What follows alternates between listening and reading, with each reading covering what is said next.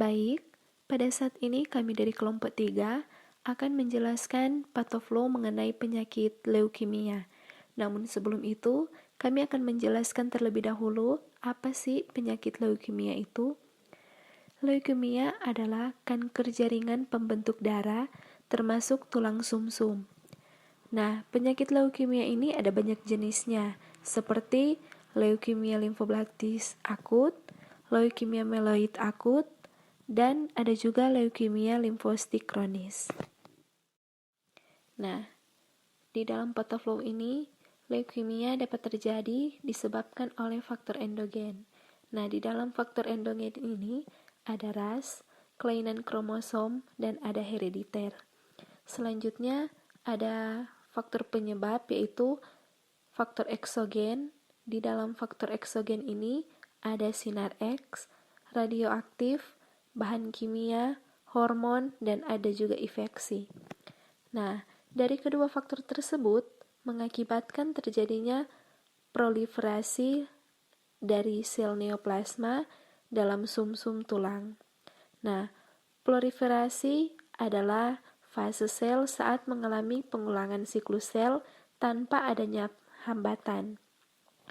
Dari proliferasi ini akan mengakibatkan sel darah putih yang belum matang memperbanyak diri secara cepat sehingga mengakibatkan kanker darah seperti akut limfoblastik leukemia.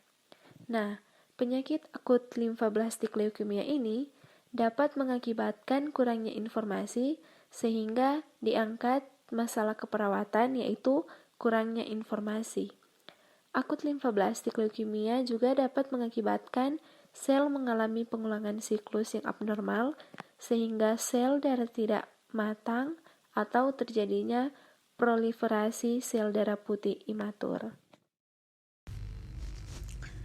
Nah, proliferasi sel darah putih imatur terbagi menjadi 3 bagian, yaitu ada imunisupresi pada sumsum tulang yang menurunkan sistem kekebalan tubuh sehingga menyebabkan terjadinya nyeri kronik, dan ada pansitopeni, yaitu suatu keadaan yang ditandai oleh adanya eritropeni, leukopeni, dan kemoterapi. Nah, selanjutnya pada eritropeni, yaitu terjadinya penurunan eritrosit yang menyebabkan penurunan Hb sehingga terjadi penurunan suplai O2 dalam darah dan menyebabkan kekurangan jaringan O2, sehingga terjadi pola nafas yang tidak efektif dan kekurangan O2 juga menyebabkan kelemahan sehingga terjadi defisit perawatan diri pada seseorang yang mengalami kelemahan kemampuan dalam melengkapi aktivitas perawatan diri secara mandiri seperti mandi, berhias, makan, BAK, BAB, dan ada juga intoleransi aktivitas yang dimana ketidakcukupan energi untuk melakukan aktivitas sehari-hari yang dapat disebabkan oleh ketidakseimbangan antara suplai dan kebutuhan oksigen. Selanjutnya ada kemoterapi.